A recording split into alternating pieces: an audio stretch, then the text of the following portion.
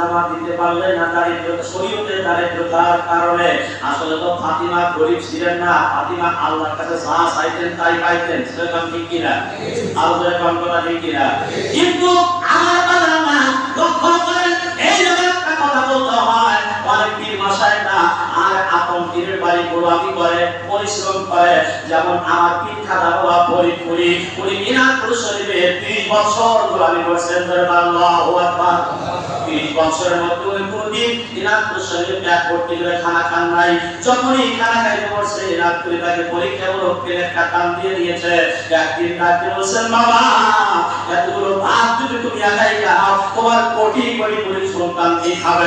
আল্লাহু আকবার।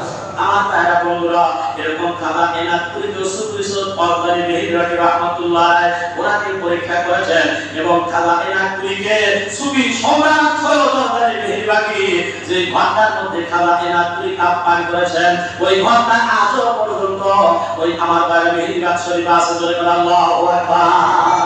আমার তারা বন্ধুরা, আসল আমিও যাচ্ছি না, আমি কিন্তু কারো শোনা কথা বলছি না, কারণ আল্লাহ পাক এই গোলামকে বহুবার মেহেরবাড়ি হাজির করেছেন। আমার ভাইরা বন্ধুরা, এবার আসল শেষ পর্যন্ত এবার তখন দুই ভাই কাঁদতে কাঁদতে কাঁদতে কাঁদতে নানার বাড়ি চলে গেলেন। নানা গো, ও নানা কি আর আগামীকালকে ঈদ তো নানা, মার কাছে জামা চাইলাম, মা জামা দিতে পারলেন না, আপু তো বাসায় নেই। নানা গো, আপনিও কি আমাদের ঈদের জামাত থেকে মাহরুম করবেন নাকি? জোরে বলেন আল্লাহু আকবার। এদিকে ইমাম হাসান হুসাইন দুই ভাই চলে গেছে নানার বাড়িতে। আম্মাজান ফাতিমাতুজ জাহরা রাদিয়াল্লাহু তাআলা আনহা ওযু করে ঘরের মধ্যে পাথরের উপরে বসে বসে আল্লাহকে সিজদা করতেছেন, নফল নামাজ আদায় করতেছেন। জোরে বলেন সুবহানাল্লাহ। অর্থাৎ মুসলমান দুই ভাই আর যখন নানার কাছে কি করলেন, নানা বললেন, ঠিক আছে নানু ভাই, তোমরা এখন যাও, আল্লাহ পাক তৌফিক দান করলে ঈদের আগে তোমাদের জামা তোমাদের বাসায় পৌঁছায় দেওয়া হবে ইনশাআল্লাহ। জামা তুলে পান না? সুবহানাল্লাহ। আমার ভাইরা বন্ধুরা, ইমাম দুই ভাই যখন নানার কাছে জামা তুলে আপত্তি করলেন, দাবি করলেন, এবার এই কথা বলিয়া ইমাম দুই ভাই যখন চলে আসলো, আল্লাহ হাবিব শুধুমাত্র আল্লাহকে বললেন, আল্লাহ এখন কি করব আমি তো বুঝতেই পারতেছি না গো আল্লাহ। আমার ভাইরা বন্ধুরা, আমার আল্লাহ পাক ডাকতে কয়, জিবরাইল তাড়াতাড়ি যাও আমার বন্ধুর কাছে জান্নাত থেকে দুইটা জামা নিয়া আমার বন্ধুর হাতে দিয়ে আসো। জোরে বল সুবহানাল্লাহ। আল্লাহ তো জিবরাইল ফেরেশতা এবার তখন দুটি জামা নিয়ে এসে, দুইটি জামা, একটা জামার রং হলো সবুজ আর একটা জামার রং হলো লাল। আমার ভাইরা বন্ধুরা, এই দুইটা ভাই কোন ভাই কোন জামা হবে? জামার ভিতরে খোদাই করে লেখা অবস্থায় জামার ভিতরে এমনকি দুই ভাই নাম পর্যন্ত লেখা আছে, কোন ভাই কোন জামা পরবে। আল্লাহু আকবার। আর জোরে বলেন আল্লাহু আকবার। আমার প্রধানরা বন্ধুরা, এবার যখন দুইটা জামা নিয়ে এসে রাহমাতুল লিল আলামিনের কাছে জিবরাইল ফেরেশতা নবীজিকে সালাম দিয়ে বলছেন, ইয়া রাসূলুল্লাহ, ইয়া হাবিবাল্লাহ, আল্লাহ পাক আপনার দুই নাতির জন্য জামা পাঠাইছে। জোরে বলেন মারহাবা। এবার যখন দুটি জামা নিয়ে আসলেন আল্লাহর হাবিব, আর জামাগুলো দেখে নবী পাক আর মুখটা একটু ছোট করে ফেললেন। এবার দুইটা জামা নবী পাক হাতের মধ্যে এইভাবে উল্টায় উল্টায় দেখে, একটা জামার সঙ্গে লেখা আছে হাসান এই জামাটা ব্যবহার করবে, ওই জামাটার রং হলো সবুজ। আর একটা জামার সঙ্গে লেখা আছে হুসাইন, যাহার এই জামাটা ইমাম হুসাইন ব্যবহার করবে। আমার ভাইরা বন্ধুরা, এবার তখন দুই ভাইয়ের কাছে যখন নানাজি দুইটা জামা নিয়ে আমার পাশে ফাতিমার বাসায় চলে গেলেন, ডাকতে বলছে, আমার হাসান কই, আমার হুসাইন কই? এই কথা বলবার পর দুই ভাইয়ের জন্য দুইটা জামা নিয়া যেই মাত্র রাহমাতুল লিল আলামিন চলে আসলো, দুই ভাই আনন্দে আত্মহারা হইয়া নানার নিকট থেকে দুই ভাই দুইটা জামা নিলেন। কিন্তু আসলে দুই ভাই পছন্দ করে দুইটা জামা দুই হাতের মধ্যে উঠাইলেন। বলে আল্লাহু আকবার। এবার যখন জামা নিয়ে চলে গেল, আমার ভাইরা বন্ধুরা, বিস্তারিত আলোচনা করতে গেলে, কারবালার পুরোপুরি আলোচনা করতে গেলে আমাকে কমপক্ষে আমার ভাইরা বন্ধুরা 5 থেকে 6 ঘন্টা সময় লাগে। তাহলে একটু আলোচনা করা হয়। আমি আমার সিরাজগঞ্জ এলাকায় আলোচনা করেছিলাম, অনেক আলোচনা হয়েছে, কিন্তু ইমাম হুসাইন কেবল কারবালার মাঠে এই বছরে ওইখান থেকে আলোচনা শুরু হবে।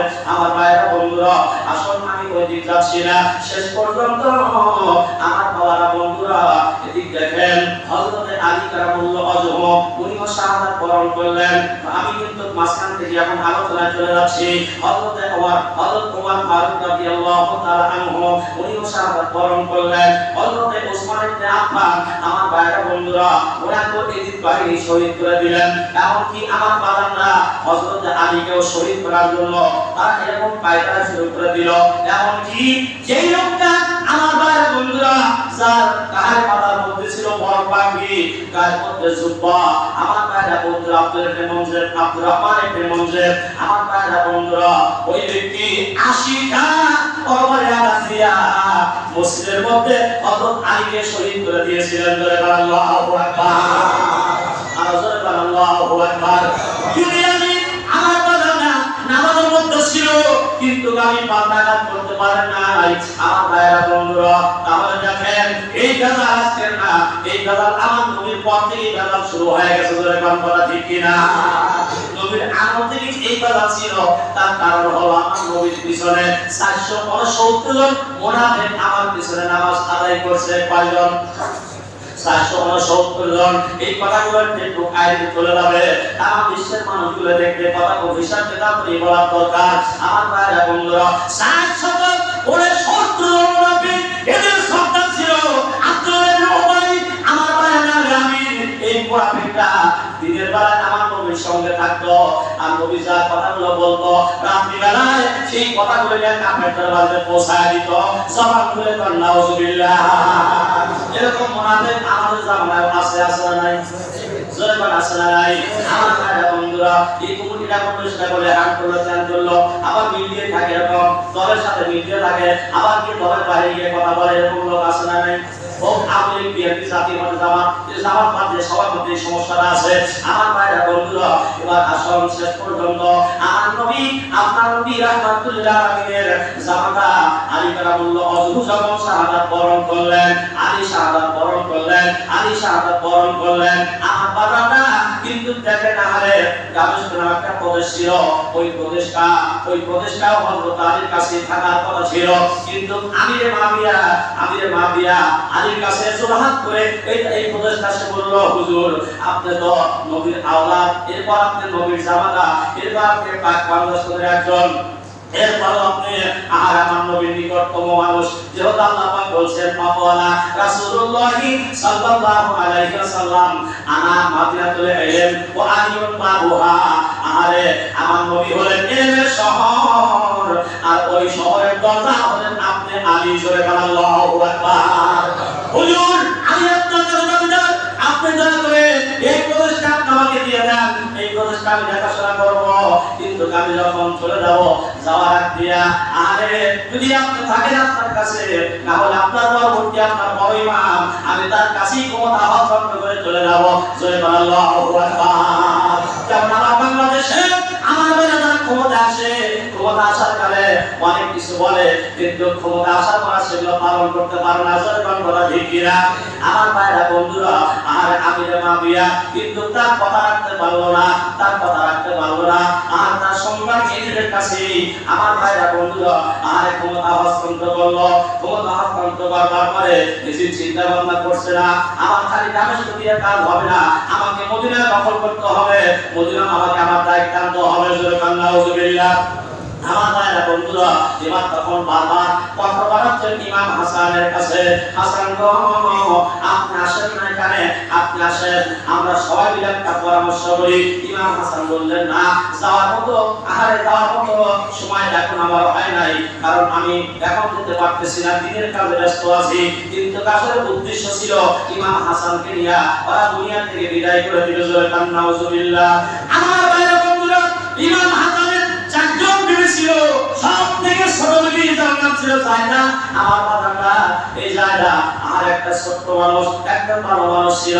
বাবারে এবার তখন ইমাম হাসানকে মারার জন্য এবার তখন এদিন চিন্তা ভাবনা করে কোন চক্রান্তি তার কাজ হলো না। তখন ওদেশের মধ্যে যত কুটনি মানুষ ছিল সমস্ত কুটনি নর এবং নারীগণকে ডাকলো, তার দ্বারা সম্ভব হবে ইমাম হাসানের বিবির সঙ্গে যোগাযোগ করে ইমাম হাসানকে দুনিয়া থেকে মেরে দিতে পারবা। এবার তখন কুটনি বলি নাম তার মাইমুনা, এই মাইমুনা কুটনি বলি নামকে বলছিল হুজুর যদি আপনি আমার হুকুম দেন এই কাজ আমি ছাড়া অন্য কেউ পারবে না, কারণ আমার মধ্যে এত খারাপ মহিলা এই দামেস্কের মধ্যে নাই। জোরে কান নাউজুবিল্লাহ। ওরকম মহিলা বাংলাদেশে আছে না নাই? জোরে কান আছে না নাই? সাতক্ষীরা মধ্যে আসছে না থাকে নাই? জোরে কান কথা ঠিক না? যারা বাড়িতে আছে তারাই ভালো জানেন। আমার ভাইরা বন্ধুরা, এবার আসুন আমি ওই দিক যাবো না।